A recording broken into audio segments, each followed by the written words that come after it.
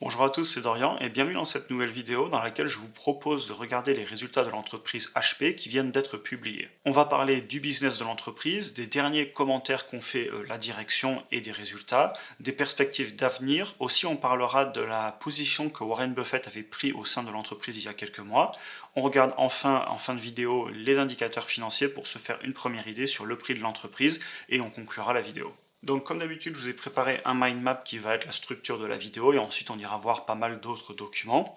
Je voulais vous rappeler deux petits points aussi. Tout d'abord, l'idée de la vidéo, elle vient à la suite d'un commentaire qui m'a suggéré l'entreprise et vu que je trouvais le sujet intéressant, on en fait une vidéo. Et ça m'amène aussi à vous dire que je fais pas mal de contenu sur Instagram et aussi l'avantage là-bas, c'est qu'on a les messages directs. Donc vous pouvez m'écrire, me donner des idées, puis moi je vous réponds le plus possible. Donc n'hésitez pas aussi à aller nous suivre là-bas. Et deuxième petit point, évidemment, je précise qu'il s'agit d'une revue rapide de l'action avec mon opinion et mon point de vue en fonction de mon profil, de mon âge, de ma capacité à prendre des risques en fonction de mon patrimoine. Et donc clairement, ça suffirait pas pour moi pour aller investir. Ce n'est pas une analyse approfondie.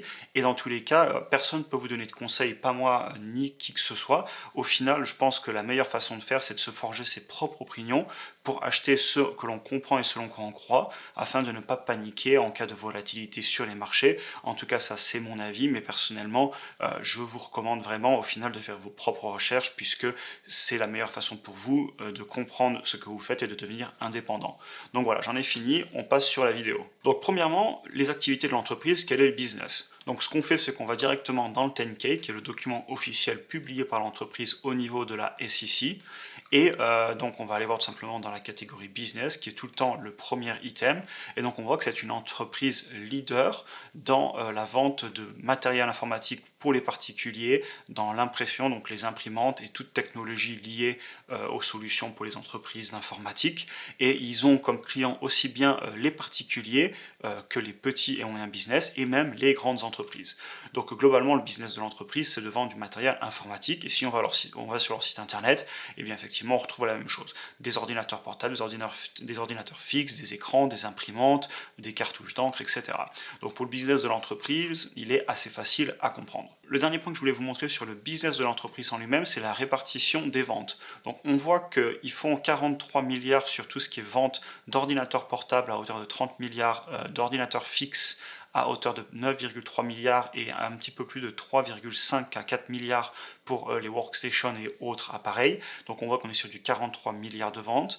A l'inverse, si on regarde tout ce qui est supplies, donc là ça va être les services, les cartouches d'encre, etc., on voit qu'on est à 20 milliards. Donc on a quand même un business qui n'est pas déséquilibré. On est sur en gros aller du 60-30, 70, du 60-40, 70-30, mais on voit qu'ils ont quand même une prédominance à vendre du matériel informatique. C'est le cœur de leur business, c'est ici. Et si je vous parle de ça maintenant, c'est parce que ça va être important pour les marges. Parce que quand on est sur une entreprise qui vend du matériel, on a des marges beaucoup plus faibles que sur une entreprise qui vendrait des services. Donc déjà, ça m'invite à dire que l'entreprise ne va pas avoir des marges extrêmement élevées comme peut l'avoir une SaaS comme un Google, un Adobe, etc.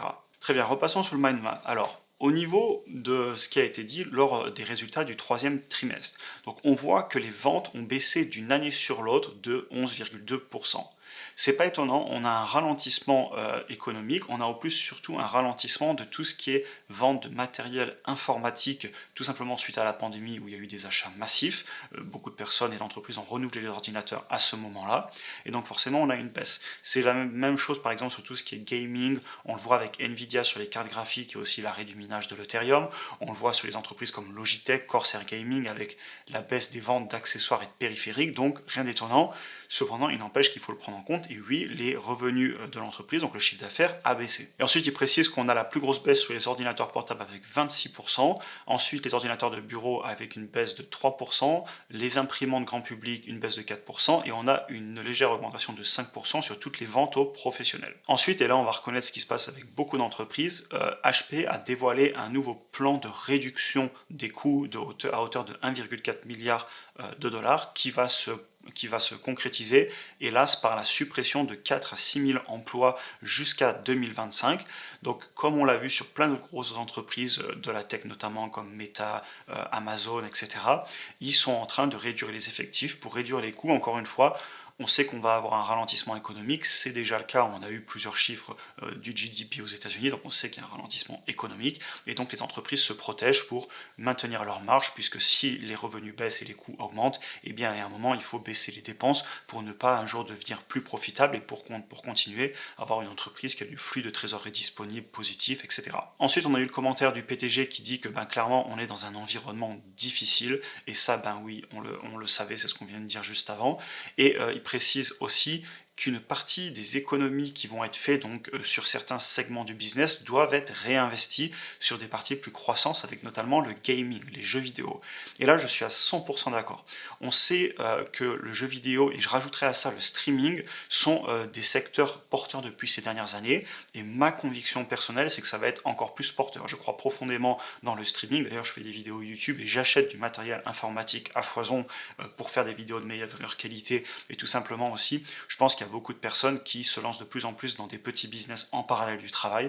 Donc si j'étais eux, je développerais vraiment aussi les aspects jeux vidéo et aussi les aspects périphériques pour les freelances, pour les personnes qui travaillent au quotidien avec un ordinateur. Donc ça, je pense que c'est une bonne chose et une bonne stratégie. Ensuite, on voit que l'entreprise, elle est quand même prudente sur l'année qui arrive. Toutes leurs prévisions, leurs fourchettes de prévisions sont légèrement en dessous des analystes. On voit en effet 0,7 à 0,8 $ de bénéfices par action par rapport à 0,86 prévu par les analystes. De la même façon, pour les bénéfices annuels, on voit qu'on est légèrement en dessous. Et il précise aussi la direction que ces perspectives, donc qui donnent ces prévisions, ne tiennent pas en compte un changement supplémentaire dans le contexte macroéconomique. Donc là, je vous ai mis entre parenthèses hashtag récession. La question, c'est là, il prévoit qu'il va y avoir un ralentissement économique, mais si on se prend un truc, une grosse récession beaucoup plus violente, eh bien, en gros, il précise que ces chiffres pourraient être revus à la baisse. Encore une fois, rien d'étonnant, mais c'est pas lié à HP précisément. Toutes les entreprises vont certainement souffrir en cas de ralentissement économique. Ensuite, on va passer sur la position qu'avait pris Warren Buffett au sein de l'entreprise. Donc c'était en avril dernier, et en fait, ils avaient acheté pour plus de 121 millions d'actions de l'entreprise. Sachant que si on va voir les shares outstanding, on voit que l'entreprise, à ce moment-là, donc en avril 2022, ils avaient un petit peu plus d'1 milliard d'actions.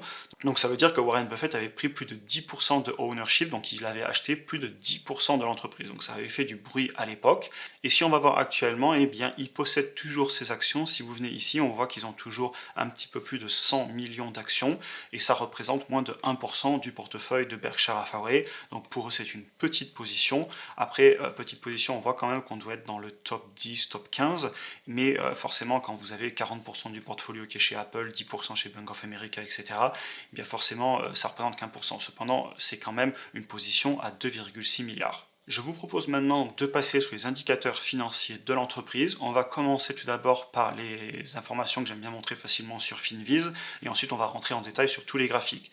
Donc au premier abord, ici, qu'est-ce qu'on peut dire? On voit que c'est une entreprise qui, sur les 5 dernières années, a eu une croissance du chiffre d'affaires de 5,6% en composé, ce qui est clairement assez faible, et ce qui me fait dire que c'est une entreprise très mature qui est sur la fin de la S-curve. Si ils ne refont pas une nouvelle S-curve, du moins, ils sont plutôt en fin de S-curve, entreprise très mature. On voit qu'ils ont une marge brute à presque 20%, une marge profit margin à presque 10%. Ils ont ensuite un dividende, on ira voir un petit peu plus tard, c'est un dividende qui augmente depuis longtemps. Au niveau des ratios, un price to sales à 0,45, c'est dans le vert, c'est pas cher. Un price to free cash flow à 8, c'est clairement pas cher. Un PE, un forward PE à 5 et 8. Donc voilà, on est sur les indicateurs financiers assez faibles. Par contre, si vous regardez le PEG, il est à 3,35. Donc en fait, c'est une entreprise qui, a priori, justifie de peu de croissance et risque de justifier d'assez peu de croissance dans le futur, sauf s'ils viennent à modifier leur business model. Et c'est ce dont on parlera dans la conclusion en fin de vidéo. On va aussi aller voir rapidement le graphique qui en fait va nous confirmer cette tendance, qui est c'est une entreprise en fait qui a assez peu de croissance. Si vous regardez, on reprend le graphique à partir ici de 2008 et on voit que depuis 2008, l'entreprise a pris seulement 20% en bourse. Alors elle a été très volatile, en même temps c'est un business cyclique, on vend du matériel informatique, donc si on a une récession, forcément les ventes baissent. Cependant, il faudra le mettre en perspective avec le fait que c'est une entreprise qui paye un dividende, un bon dividende, qui a du cash flow. Comme on a vu, ils ont un price to free cash flow assez bas. Donc c'est juste une entreprise qui en fait va être destinée certainement au premier abord à un portefeuille axé dividendes et dividendes croissants. Je préciserai aussi que l'entreprise est au S&P 500 et qu'elle est en position 268, et donc à chaque fois que vous mettez 100 € sur le S&P 500, vous mettez 8 centimes sur HP. Donc c'est assez faible effectivement par rapport aux plus grosses positions du S&P 500, si je remonte tout en haut, où là on parle de 5-6% sur les GAFA, mais c'est pas négligeable, ça veut dire quand même que même si vous investissez pas en individuel, vous êtes exposé à cette entreprise. Évidemment, si vous investissez sur le S&P 500, ça va de soi. On va maintenant passer aux indicateurs financiers sur MacroTrend avec les graphiques. Donc là, on voit que globalement, depuis 7 ans, le chiffre d'affaires, il est plutôt constant. On se balade en gros entre 50 et 65 milliards en trailing 12 months, donc si on regarde à chaque fois les 12 derniers mois, et on voit effectivement en croissance, on a légèrement augmentation ou pas. Donc encore une fois, c'est un business en fait qui n'a pas beaucoup de croissance sur le chiffre d'affaires.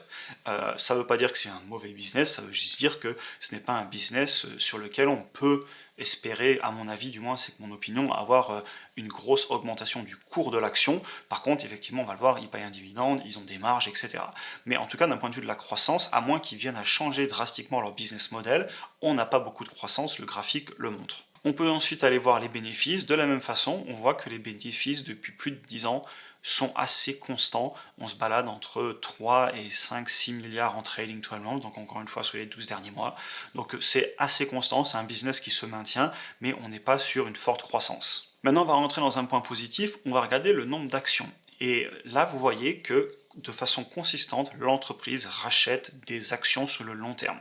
Donc ça, un petit peu comme le dividende, c'est du retour sur investissement, sauf que là, il est déguisé. C'est-à-dire que l'entreprise utilise son cash flow, puisqu'on verra, elle a un cash flow positif, elle utilise son cash flow pour racheter des actions. Il y a donc moins d'actions en circulation, et donc chacune de vos actions représente une plus grosse part de l'entreprise, et c'est du retour sur investissement pour l'investisseur. En continuant sur les points positifs, on va aller voir le cash flow, et donc là, si vous regardez le free cash flow, donc le flux de trésorerie disponible, on voit que sur les 12 derniers mois, on était à 4,5 milliards. On voit par contre clairement un gros ralentissement sur les 2 derniers trimestres. Encore une fois, c'est pas étonnant, on a vu le ralentissement des ventes. Une chose que moi j'aimerais surveiller dans le futur, et aussi si je faisais une analyse complète, quelque chose que je ferais, donc tout d'abord je vérifierai que ce cash flow ne va pas passer en négatif, va bien se maintenir en positif, et je regarderai aussi à quoi est utilisé ce cash flow. Est-ce qu'il est bien utilisé pour racheter les actions et payer du dividende et rembourser de la dette, et est-ce qu'il n'est pas utilisé pour autre chose, comme par exemple payer des bonus à la direction si l'entreprise est clairement en train d'avoir une baisse du chiffre d'affaires. J'aimerais que cet argent soit bien utilisé si j'étais investisseur, et de la même façon, voilà, je vérifierai que ça continue pas à baisser, puisque c'est ça qui va vraiment permettre c'est ça qui va vraiment permettre à l'entreprise de passer les temps difficiles, c'est de maintenir des flux de trésorerie disponibles positifs afin de passer les difficultés. Si on passe en négatif, ça veut dire qu'ils vont devoir commencer à aller piocher dans le cash, sachant que j'ai regardé, ils ont un petit peu plus de 5 milliards de cash en stock. Donc à surveiller, rien d'inquiétant, et ça vous montre encore une fois qu'ils ont raison de réduire leurs coûts. On a vu au début de la vidéo qu'ils allaient réduire drastiquement à coût de milliards leurs dépenses, et s'ils réduisent leurs dépenses, c'est justement parce qu'il faut maintenir aussi ce cash flow, ou plus simplement dit, maintenir la rentabilité de l'entreprise. Très bien, passons aux marges maintenant. Marge brute, et là c'est quelque chose d'intéressant. On voit que cette entreprise, alors à part ici là en 2015, il faudrait voir ce qui s'est passé, pareil je ne suis pas rentré extrêmement en détail, là c'est vraiment en survol, j'ai passé 4 heures à peu près à préparer la vidéo, et on voit par contre qu'ils maintiennent une marge brute de façon générale entre 18 et 22%, ce qui est pas si mal que ça pour une entreprise qui fait du matériel qu'elle vend.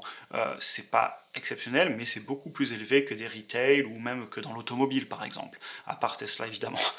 Donc voilà, c'est pas mal. Moi ce que j'aime surtout à voir, c'est que c'est constant. Ça veut dire que l'entreprise, ils gèrent bien leur marge, ils gèrent bien leur supply chain. Si vous prenez de la même façon les profit margin, eh bien pareil, ils se maintiennent. Alors c'est pas très élevé, mais on voit que globalement on arrive là ces dernières années à faire du 10%. En 2021 on était retombé sur les 4-5, mais on voit qu'à part ici en 2013, globalement on est en positif et l'entreprise arrive à maintenir ses marges. Certes, ce sont des marges faibles, mais en même temps, l'entreprise, après, elle va avoir un prix qui justifie des faibles marges, comme on l'a vu tout à l'heure, des price to sales, des PI, des price to free cash flow, assez bas. Point suivant, on passe aux dividendes. C'est important puisqu'on a vu que c'était une entreprise qui avait du cash flow, qui rachetait des actions et qui payait un dividende. Et d'ailleurs, c'est pas étonnant que Warren Buffett se mette sur ce genre d'entreprise s'il l'estime sous-estimée, qu'elle lui paye un dividende et qu'il lui est avant tout un investisseur qui se base sur le cash flow et sur le retour du capital. Eh bien, rien d'étonnant qu'il investisse là-dessus. Donc si on regarde, ils ont quand même un beau yield qui se balade autour de 2 à 3% depuis de nombreuses années. Aujourd'hui, si vous l'achetez, vous êtes a priori à plus de 3%. Donc encore une fois, c'est plutôt un bon rendement. Ils ont l'air de bien l'augmenter chaque année et de maintenir. Et si on va voir le payout ratio, on doit l'avoir sur Finviz, je l'ai parlé tout à l'heure, on voit qu'ils sont seulement à 16%.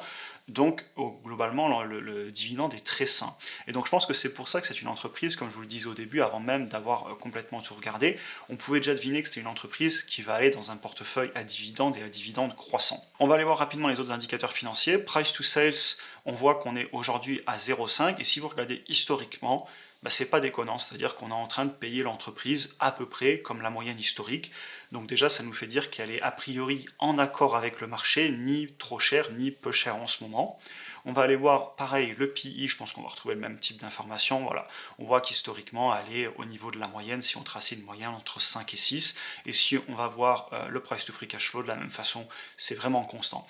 Donc c'est une entreprise qui a l'air vraiment de trader en bourse pour sa rentabilité qui est assez constante, pour a priori un bon management qui arrive à faire qu'une entreprise qui est quand même sur un business model qui a des dizaines d'années maintenant, je veux dire la vente d'ordinateurs c'est pas nouveau, et qui a l'air vraiment de bien se gérer, de bien gérer son business model, et donc ça rassure les investisseurs, c'est de la stabilité, et je pense que c'est pour ça qu'on paye cette entreprise à peu près à un juste prix tout le temps pour obtenir ce cash flow, ce dividende et ce rachat d'actions. Le dernier point que je vous ai fait, c'est un discounted cash flow. Alors le discounted cash flow, c'est beaucoup à l'interprétation de l'investisseur. C'est-à-dire que j'ai estimé que je voulais un retour sur investissement à 12%, puisque sinon, si je ne fais pas du 10-12, je vais me mettre sur un S&P 500, je ne me prends pas la tête.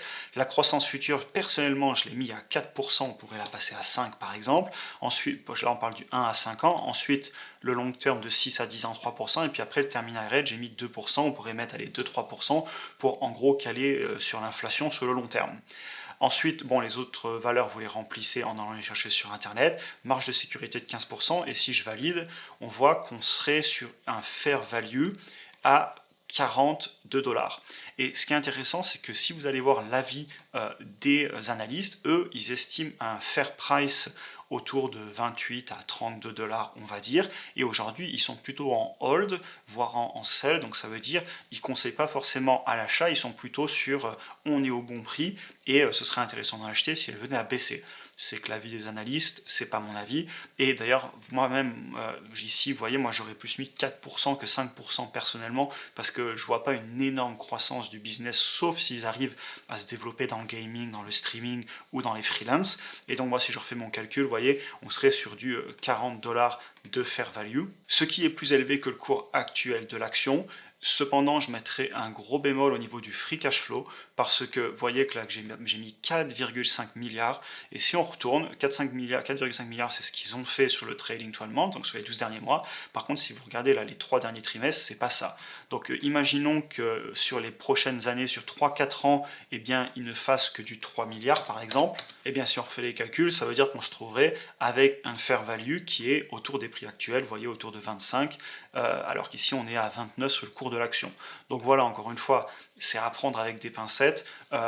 Ce type d'investissement se fait principalement sur le cash flow futur qu'on estime que l'entreprise va générer, puisque comme je vous l'ai montré, c'est pas une entreprise sur laquelle on va espérer faire une plus-value à la revente. Après, ne jamais dire jamais, hein. Si l'entreprise innove et qu'elle augmente énormément son chiffre d'affaires et donc ses revenus nets, forcément les earnings vont augmenter et l'entreprise pourrait augmenter en bourse. Mais a priori, c'est pas quelque chose que moi je vois personnellement. Donc ce serait plutôt une analyse axée sur le cash flow, sur le cash qu'on va en ressortir chaque mois. Et donc là, effectivement, tout dépend du flux de trésorerie disponible futur. Et vous voyez que si je fais varier de 1 milliard à 1,5 milliard, ça change drastiquement l'évaluation du prix de l'entreprise. Évidemment, il faudrait le faire avec plusieurs hypothèses, mettre plusieurs cash flows pour estimer le futur. Donc là, c'est la limitation, c'est les limites de cette vidéo. Je ne vais pas vous dire exactement combien il faut la payer. De toute façon, ce n'est pas une entreprise que moi je pense acheter personnellement, puisque je l'ai déjà dans le S&P 500 et elle ne correspond pas à ma stratégie d'un portefeuille qui est beaucoup plus axé croissance que dividende. Cependant, je pense que c'est une entreprise qui quand même a l'air à un prix cohérent avec le cash flow, mais encore une fois, faites votre propre recherche. On en arrive à ma conclusion. Alors, tout d'abord, je dirais que le prix, de ce que je vois personnellement, et encore une fois, je n'ai pas fait un Excel complet comme j'aime le faire de calcul, on a l'air d'être sur un prix en ligne, cohérent avec le rendement futur. Et d'ailleurs, quand on voit que Warren Buffett a investi sur l'entreprise plus haut qu'au prix où elle est en ce moment, parce que si vous regardez sur le graphique, il l'avait acheté à un point plus haut, on se dit que quand même, c'est une entreprise qui, d'un point de vue de la génération de cash et de retour sur investissement, doit être au moins au bon prix. Ensuite, l'avenir du secteur de l'entreprise, ça c'est une question que je me poserai. Est-ce que l'entreprise va réussir à aussi, comme ils le veulent, développer le gaming, le streaming, les nouveaux secteurs comme l'économie des freelances, l'économie aussi tout simplement des entreprises complètement digitalisées. Donc voilà, est-ce qu'on pense que le management va être capable de le faire? Moi j'ai l'impression que le management gère très bien l'entreprise, vous avez vu, ils vont réduire les coûts, c'est une entreprise qui est vieille, c'est une entreprise que si vous regardez sur les 10 dernières années, on voit que globalement ils maintiennent vraiment bien leur marge, leur chiffre d'affaires, donc c'est une entreprise qui a l'air plutôt très bien gérée. Comme je vous le disais plus tôt, c'est clairement une action ou une entreprise à dividende croissant. Ils rachètent des actions, ils versent un dividende, ils ont un payout ratio à moins de, je crois qu'on était à moins de 20%, 16%, très raisonnable, une entreprise bien gérée. Après, moi ce que j'aimerais voir aussi, c'est le business augmenter. J'aimerais voir leur chiffre d'affaires dans quelques années repartir à la hausse, voir si les investissements qu'ils vont faire dans le gaming, le streaming, etc. vont permettre tout simplement de rentrer plus d'argent et à marge équivalente, du coup, avoir des bénéfices qui seraient plus élevés et donc avoir une appréciation du cours de l'action en bourse. Donc là, évidemment, on ne sait pas, mais ce serait une bonne chose.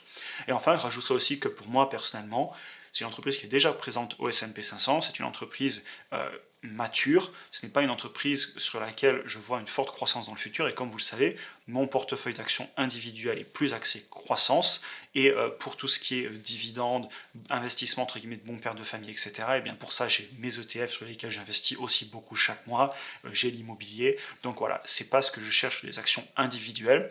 Cependant, si vous avez un portefeuille d'actions à dividendes, ça pourrait être intéressant d'aller l'analyser, et d'ailleurs sachez que même moi, j'ai des actions à dividendes croissants, mais j'ai aussi généralement le business qui est croissant, je préfère un petit peu cette stratégie, mais il se pourrait qu'un jour, dans les années qui arrivent, en prenant de l'âge, je décide de développer un portefeuille à dividendes, et donc ce type d'action pourrait tout à fait y avoir sa place. Voilà, j'en ai fini avec cette vidéo. Comme d'habitude, si vous êtes nouveau sur la chaîne, eh bien bienvenue, et puis n'hésitez pas à vous abonner si vous voulez pas rater les prochaines vidéos. Aussi n'hésitez pas à aller me suivre sur Instagram, je poste du contenu différent, des vidéos plus courtes, aussi un petit peu le quotidien, les recherches que je fais en ce moment. Enfin, vous avez des liens dans la description vers du contenu gratuit et d'autres vidéos qui je pense sont intéressants, et d'ailleurs vous avez été beaucoup à m'envoyer des DM sur Instagram, à me dire que le contenu que j'avais fait hors de YouTube, qui est forcément un contenu, vu que c'est de la formation gratuite, des longues vidéos, c'est pas du tout destiné à YouTube, je peux pas mettre des vidéos de plus d'1 heure sur YouTube, c'est pas fait pour ça, donc voilà, n'hésitez pas à aller le voir. Sur ce, écoutez, j'ai assez parlé pour aujourd'hui, je vous souhaite une excellente journée, et on se voit dans la prochaine vidéo.